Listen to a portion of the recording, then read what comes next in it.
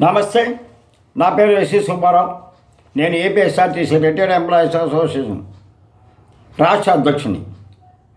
మా యొక్క కమిటీలో గౌరవ అధ్యక్షులుగా చాగంటి నరసింహారావు గారు, మరియు ప్రధాన కార్యదర్శిగా కేవీఎస్ఆర్ ప్రసాదరావు గారు, కోశాధికారిగా మన యవోషా గారు, వర్కింగ్ ప్రెసిడెంట్గా మన సాంశీరావు గారు, వీరు ఈ కమిటీ. మేము గత 3 సంవత్సరాలుగా అనేక రకాలుగా ప్రభుత్వం దృష్టికి మా సమస్యలు సైకిల్ యాత్ర చేశాము, 2 ఏళ్ళగా పోయినాము. ఎన్ని చేసినా నేటి వరకు కూడా పరిష్కారం కాల. కానీ ఈరోజు ఎందుకు సమస్య ఏంటంటే, ఈ లెటర్ చూడండి, ఇది వాళ్ళు పంపించిన లెటర్. ఇక్కడ ఉన్న డేట్ ఒకటి ఉంది. ఇక్కడ ఇది డేటు నేను ఏళ్ళు చూపించింది డేటు.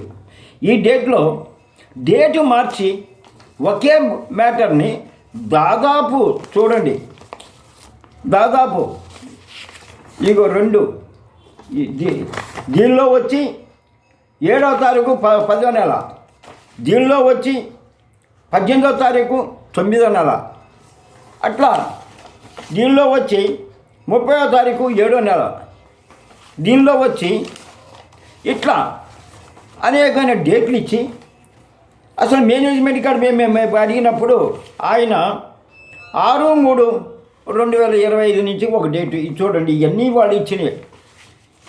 ఇన్ని ఎందుకు ఇస్తున్నారు? డేట్లు మార్చి ఇవ్వాల్సిన అవసరం ఏంది? మేము ఇవ్వము అని ఎందుకు చెప్పలేకపోతున్నారు? మేము అడిగేది న్యాయమా అన్యాయమా?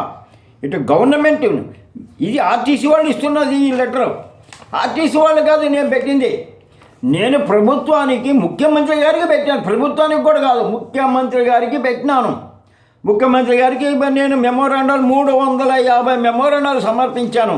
నా దగ్గర మీకు ప్రూఫ్లు కావాలంటే పోస్టుల యొక్క స్లిప్పులు, రిజిస్ట్రేషన్ స్లిప్పులు, వచ్చిన అక్నాలజ్మెంట్లు కూడా నా దగ్గర 350 ఉన్నాయి. నేను ఎందుకు కష్టపడుతున్నాను? ఈ పెన్షన్ నాకు రాదు, నాకు అసలు వర్తించదు. అయినా 1000 రూపాయలతో చాలకుండా బతుకుతున్నా. విజంతులైన ఆర్టీసీ రిటైర్డ్ కార్మిక భార్యలు, రిటైర్డ్ అయిన జీవించి ఉన్న ఆర్టీసీ రిటైర్డ్ కార్మికులు 1000 రూపాయలు భిక్షం అడుక్కుంటున్నారు. అయ్యా బాబో, మీరు మాకు సహకరించండి బాబో అని అడుగుతుంటే ఎందుకు మీరు స్పందించడం లేదు? ఎందుకు ఈ లెటర్లు ఇస్తారు? ఎందుకు మీరు ఇది చేస్తారు? నా యొక్క సెల్లులో ఇప్పటికీ ఈ ప్రభుత్వం వచ్చిన కాడి నుంచి దాదాపు 40 మెసేజ్లు వచ్చినాయి. ఎందుకండి మమ్మల్ని కార్మికులు? అయ్యా, మీరు అనేక పథకాలు పెడుతున్నారే, ఆ పథకాలన్నీ కూడా ప్రభుత్వం ఏమైనా ఒక ఇది చేసుకొని ప్రభుత్వం అయ్యా ఈ పథకాల వల్ల చేయకపోతే ఈ ప్రజలు బాగుపడతారే అని వస్తున్నారే. ఇప్పుడు ఆడవాళ్ళకి ఉచిత బస్ పాస్ ఇచ్చారు, కాంగ్రెస్ వాళ్ళు ఇచ్చారని చెప్పి కర్ణాటకలో ఇచ్చారని చెప్పి తెలంగాణలో ఇచ్చారు, తెలంగాణలో ఇచ్చిన ఆంధ్రాలో ఇచ్చారు. మరి 37-38 సంవత్సరాలు పనిచేసి రిటైర్డ్ అయ్యి నేటి వరకు బతికి ఉన్న ఒక్కొక్కరు 80, 79, 77, 77, 76, 75, 74 ఇంత వయసు గల వాళ్ళు, అయ్యా మేమేవాడికి ఒకవేళ అనారోగ్యంగా ఉంటే విద్యాధర పోవాలంటే మాకు ఆల్ట్రాలన్నీ తీసేశారు, మాకు సూపర్ లగ్జరీ చేశారు.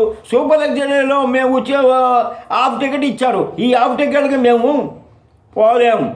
ఎందువల్లంటే రాను పోను నా భార్య బిడ్డలు సరిపోతుంది. ఇది కాకుండా కేంద్ర ప్రభుత్వం అంటే మీ ఉమ్మడి ప్రభుత్వం కేంద్ర ప్రభుత్వం మాకు ఈపీఎస్ కోసం 11 సంవత్సరాలు చేస్తుంటే ఒకరేమో ఆయన బల్దారో ఏడో ఉండి ఆయన అయ్యా నేను చేస్తున్నాను సిబిటి మీటింగ్ ఇక్కడ పోతున్నాను, కొన్ని 100 మంది రండి, 1000 మంది రండి రప్పించేసి మోసం చేస్తున్నాడు. ఇటువంటి మోసాలకి మేము బలైపోయినాము. ఈ కేంద్ర ప్రభుత్వం కానీ మాకు కానీ వాళ్ళు ధరల సూచన మేరకు ఏం మాత్రం అయితే ఉంటుందో అదే మాత్రం కానీ మాకు కానీ ఇచ్చుంటే 95లో వాళ్ళు కాంగ్రెస్ వాళ్ళు చెప్పినట్టుగా ధర సూచి మేరకు మేము ఇస్తామని చెప్పి అది కంటిన్యూ చేసాం. మేము డిఏ ఇస్తానంటే కంటిన్యూ చేస్తుంటే మాకు ఇన్ని బాధలు లేవు. అంటే మేము ఆర్టీసీలో పనిచేసి, ప్రైవేటు ఫ్యాక్టరీల్లో పనిచేసి, అనేకమైన గవర్నమెంట్ సంస్థల్లో పనిచేసిన ఫారెస్ట్ కానీ, ఫుడ్ కార్పొరేషన్ కానీ, బ్యాంక్స్ కానీ, కోఆపరేటివ్ బ్యాంకు కానీ, ఏ సంస్థలో అయినా సరే పని చేసిన వ్యక్తులు ఈరోజు వాళ్ళు 1000 రూపాయలతో చాలని బతుకుతుంటే ప్రభుత్వానికి కళ్ళెవరు పోయినాయా, ప్రభుత్వానికి తోడు వచ్చిందా, ప్రభుత్వం పట్టించుకోకుండా ఉందంటే ఏమనుకోవాలా? ఈ యొక్క మెమోరాండం నేను ఇచ్చింది ప్రభుత్వానికి ఇచ్చాను. ఇక్కడ క్లియర్గా రాసిస్తాను ఎస్వి సుబ్బారావు అని. ఎస్వి సుబ్బారావు నా పేరు మీద ఎందుకు రాసిస్తాను? నేను ప్రెసిడెంట్గా నా పేరు మీద ఇచ్చాను. చూడండి, ప్రతి లెటర్లోనూ నా పేరు పెట్టుండారు. ప్రతి లెటర్లోనూ నా పేరు ఉంది. పైన ఉండేది S V Subbarao, president APSRTC retired employees association అని. మమ్మల్ని ఎందుకు జీవన భృతి అడిగామయ్యా? కేంద్ర ప్రభుత్వం మాకు పెంచలేదు.